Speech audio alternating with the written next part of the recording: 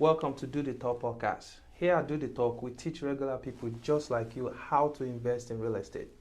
My name is Ibrahim, and my co-host here is Ahmed Lawal. Ahmed, how are you doing today? I'm doing great, and Fantastic. thank you so much for opening us up, Ibrahim, and Thank you. happy to see you again. So, guys, like we have always say, we come here, we do this for free.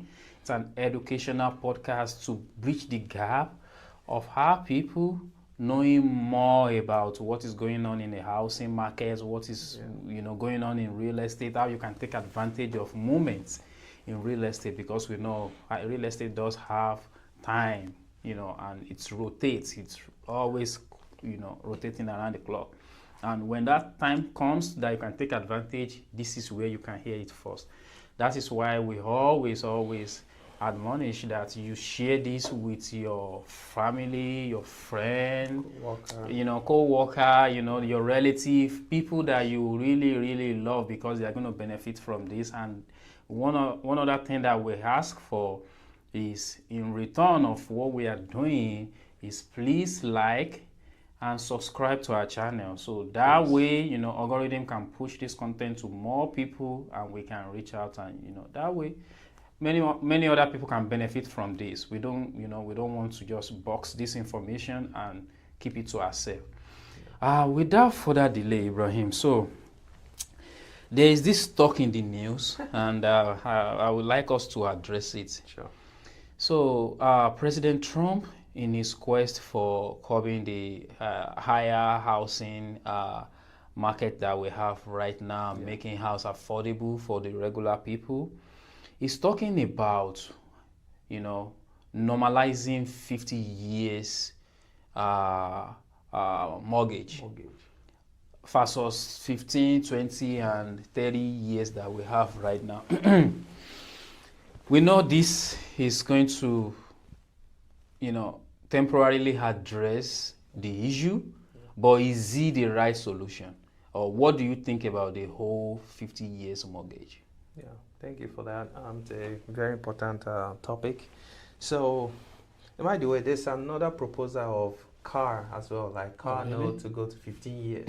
But today we are going to focus on the real estate. The real estate. Okay. Here, I don't even know that one. Yeah, I saw that today, a proposal of car loan to go to like 15 years. But yeah, we're going to address the real estate one. So typically, the normal mortgage is about, like we have 10 years, 15 years. I think I've seen 20, I've done 20 before. Then 30 years, So that's the typical one, okay? Now, a lot of people, I've met different people that says even the 30 years, that said 30 years is like a very long time, fraudulent and too long, and they see it as like, in their opinion, like it's very fraudulent, because when you look at how much you paid for the entire 30 years, it's a lot of money. Yes. And in those people's opinion, they will prefer 10 years, 15 years. Okay. And shorter mortgage. Yes. Okay. They recognize that they are going to be paying more every month. However, they are in consideration, or they are very cautious about the overall interest that they will pay, because of course you and I know that 10 years the overall payment is less than 30 years, and 20 is even less than 30 as well. Yes. So I guess that is why they have that opinion. Okay, now everybody have their opinion. Now with 50-year mortgage, we are going to be practical here.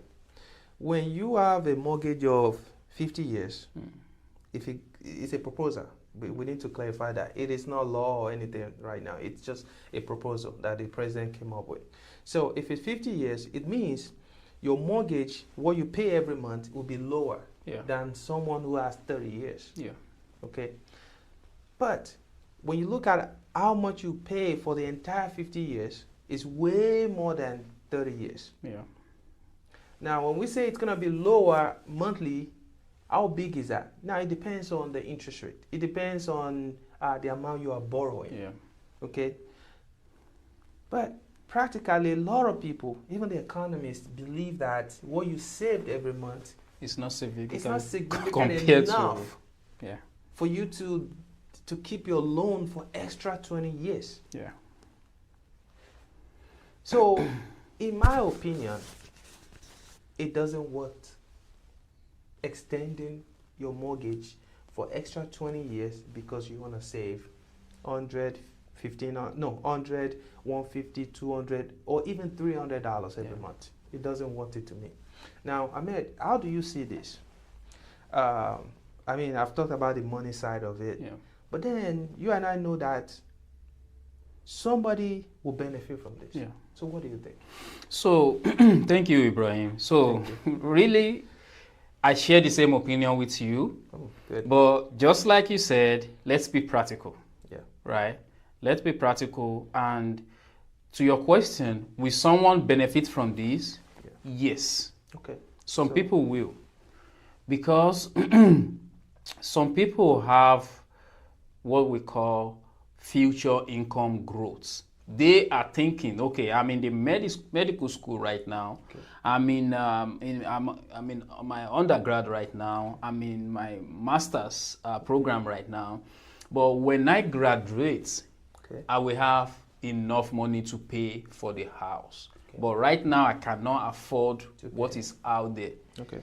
So people like that will be able to get into a house that is a little affordable with that program, because even though they are paying FT interest rate, their monthly mortgage will still be lower right now. Yeah. Just because they care about now versus the future, because they know their future they will be able to take they will be able to refinance. They will have more money to take care of whatever they want to take care of. Mm-hmm. But as of right now, they don't have the capability. So people like that will be able to benefit from it. Not just those people, even regular people that they have stationary income, their income is not increasing, they also will be able to get into a house with this lower monthly mortgage. Okay, good. However, this is just not an ideal way to go with this problem, because it is going to put the richer, the banks, the institutions that are lending money, it is going to make them a whole lot richer. Assuming you keep your mortgage for 50 years. So let's say for 30 years, you are supposed to pay the interest of 200,000. For 50 years, you're probably going to be paying 350, 380, or 400, which is double the amount of interest you will be paying. Does anybody keep their mortgage for maybe 1%? Keep their mortgage for the entire length of the mortgage. That is, but it puts the same people that is supposed to help, it puts them in a box again if they have to move, sell their house, or refinance. Because keep in mind, the way mortgage amortization works is that the FT amount that you pay upfront goes towards the interest. That means you build equity slowly. In the next 5 years, you might not even have 1,000 equity in your home yet. Now you have a house of 300,000 that you bought 5 years. You don't even have 3,000, 4,000, 5,000 equity in it, and you have to move. You won't be able to sell the house. One, you won't be able to refinance.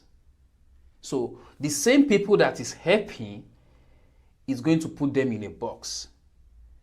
So you get into the house because you are in college. So you are in college for 4 years. Then you get out of college. Now you get a job in somewhere else, New York, Toronto. You want to move, right?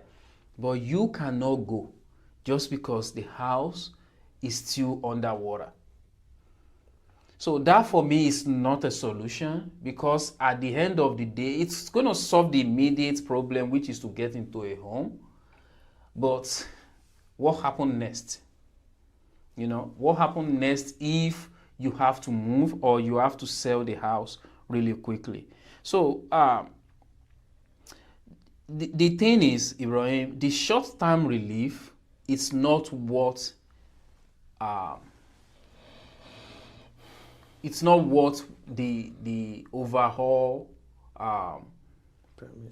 I don't. goal. Yeah, it's not even going to solve the goal. It's not, because the goal is to get you into the house. But even though the mortgage is going to be cheaper, you just mentioned it. You've done this for years now, and you've seen it firsthand. The mortgage is not going to be cheaper than $300 a month. That is the highest it can be cheaper.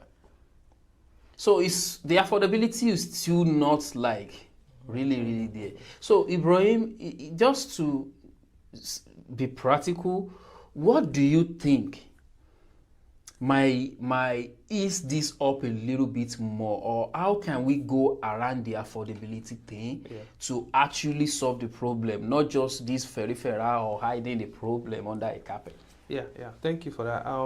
So I agree with your, what you have, how you break everything down. But one thing that I'm not sure it will happen is if it's 50-year mortgage, I'm not sure people will be under the water because of the 50-year mortgage. The reason why I said that is because even with 30-year mortgage is front load. Yeah. So it means they get all their interest right up front for like first 10 years before you start seeing. But where people get equity from, it's not really about what they pay every month. In most cases, it's the market equity. Okay. Just because of, the way inflation, the house is going up, demand and supplies. That's where the majorly that's where people get their equity from. Yeah. Now, the people that get equity from the fact that they've been paying for so long are the people that have been there for so many years, like 10 years or more, when the PMI has stopped and they've paid, tons of money, like 12 years. 15. That's when that is really contributing to the equity. Yeah. But the first 10 years really would depend on the market to create that. But that market is not, you can't bank on the market. Yeah, you can bank on that. Yes. But if it's 50 years, there's a high chance that really you might even get more equity because a lot of people will be able to afford it. However, that will beef up competition. Yes, then that will create the market equity. Okay. Because if a lot of people wants to buy, then the price will keep going up. Okay. Yeah. Even though it would trick us that you are paying less. Yeah. Everybody will jump into it, create that market equity, and the price of the home will go up. Yeah. However, the fact that it's 50-year mortgage, it reduces the monthly payment. Okay. Who is benefiting from this? You have said it all. The real people that benefit is the financial institution. Yeah.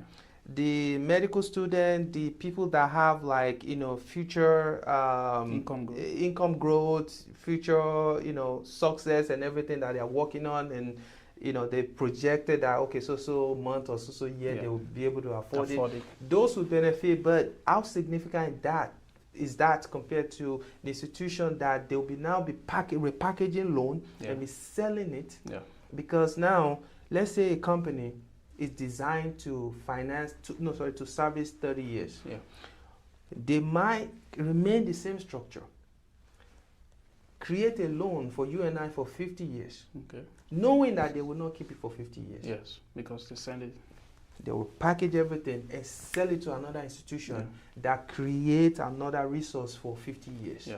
Because all these companies are structured. If it's structured for 30, they will not go that 50. Yeah. They will have to create another body or another company. So you will now be seeing a lot of transfer of wealth. Yeah. Transferring, packaging a lot of together. People eating all your money. Yes.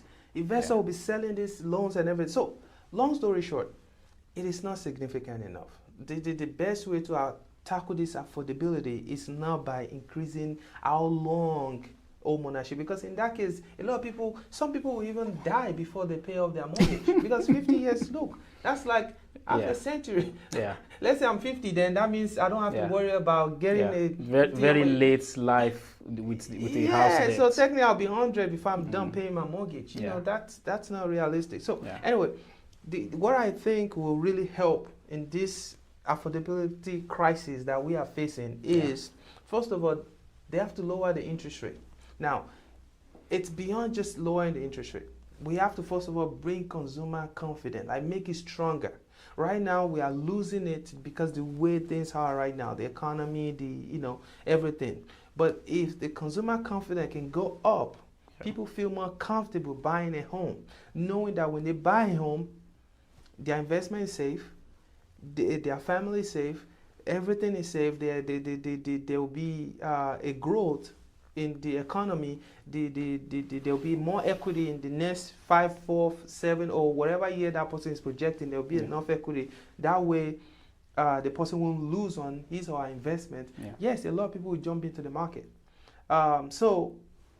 And also build more houses. Yeah.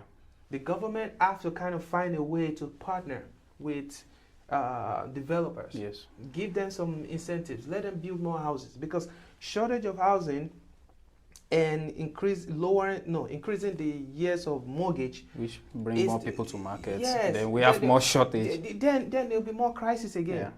Because at the end of the day, there has to be a home for someone to buy. If 5 or 10 people are bidding over a particular home, the seller will have no choice but to increase the price or ask for the highest and best offer. Yeah. Yeah. So 3 things: boost the consumer confidence, lower the interest rate, build more affordable houses. The government might have to step in and incentivize all these developers, builders. Yeah. Incentivize them. Let them build more houses. And when they build more houses, the rate is low, consumer confidence is up. People are feeling good with their investment. Like if they buy a home, they know that their house is gonna be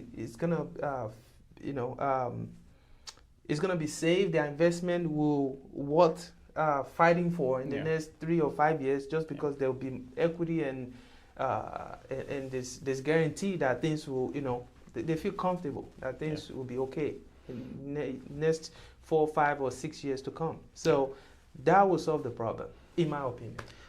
I think you are absolutely correct. I believe this we kind of pushed up the price when more people are competing because we have shortage of house. Yes. And incentivizing builder, like you rightly said, is going to be very, very helpful, because now you encourage them to spend their money.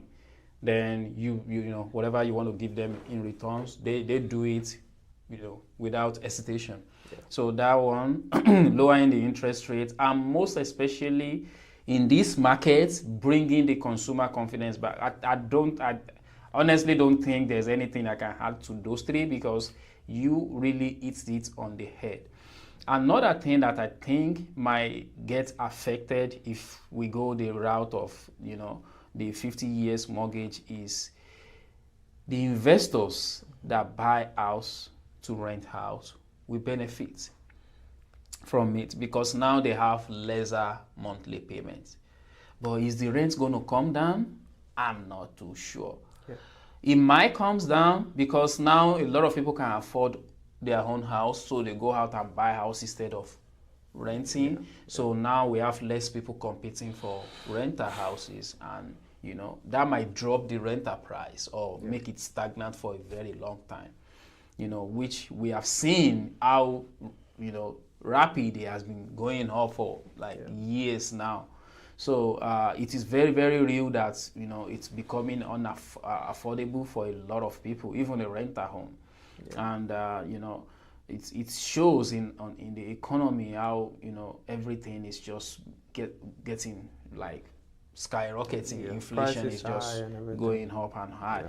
So I think this might curb that on the housing side, on the renter side. Yeah. This might be able to curb it, but you are solving this problem and you are creating another one. Yeah. So when the only people that will benefit from this is people that actually invest now, that we are, like we have always said.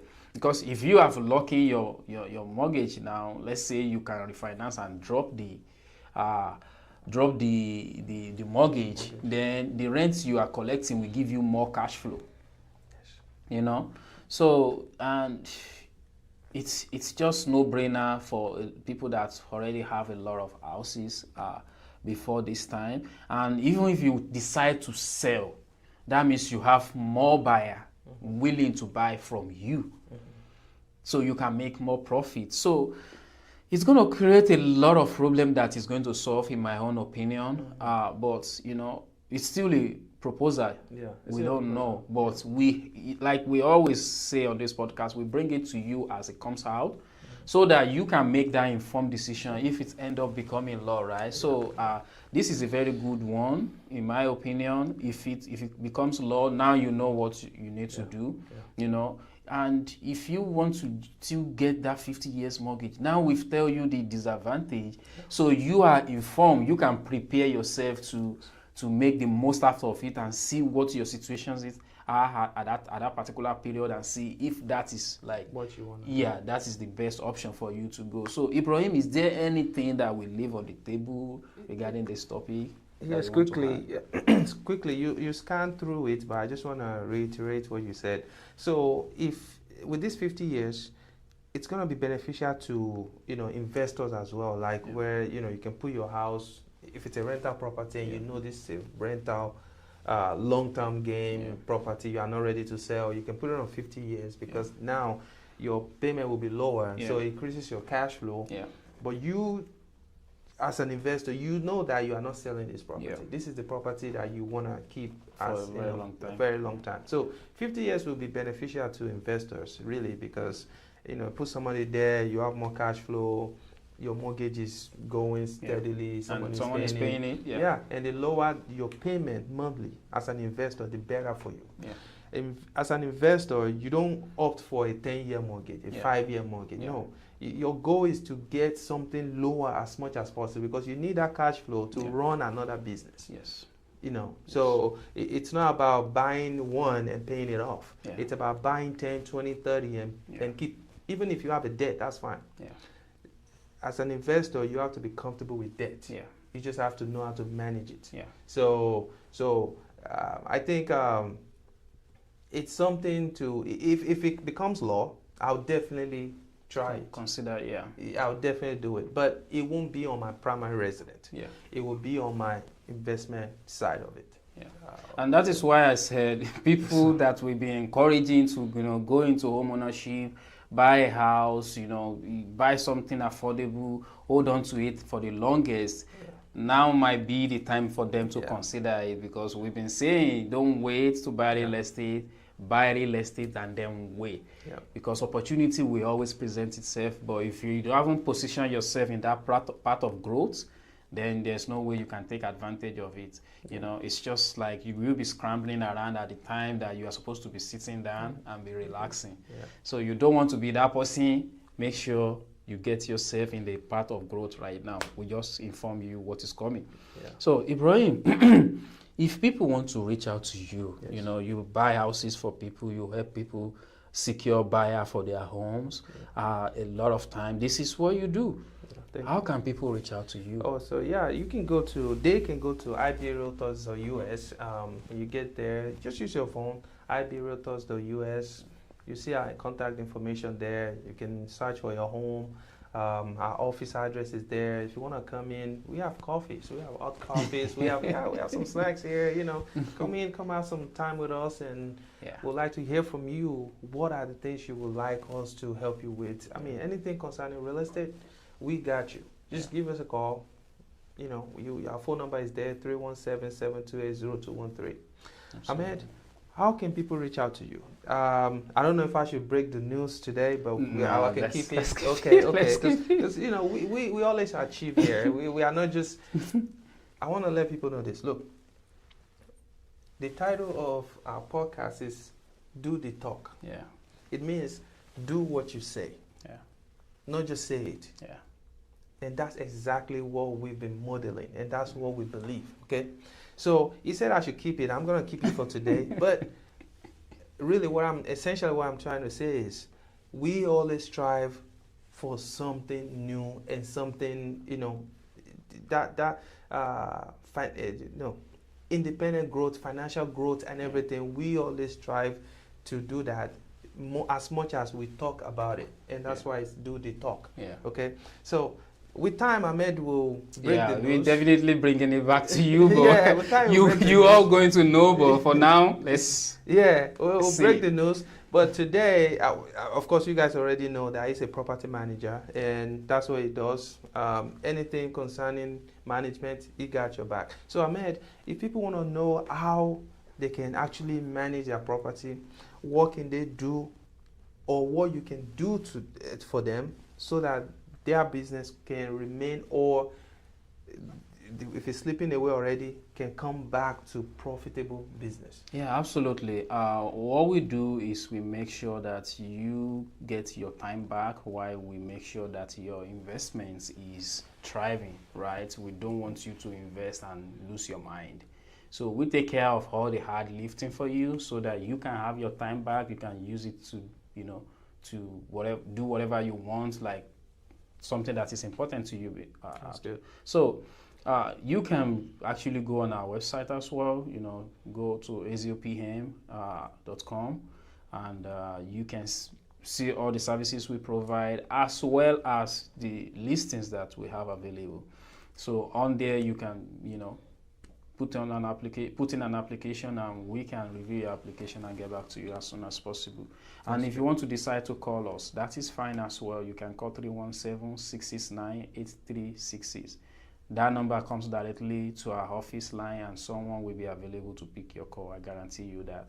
Call us and we'll take care of anything management for you. Thank you. Bye.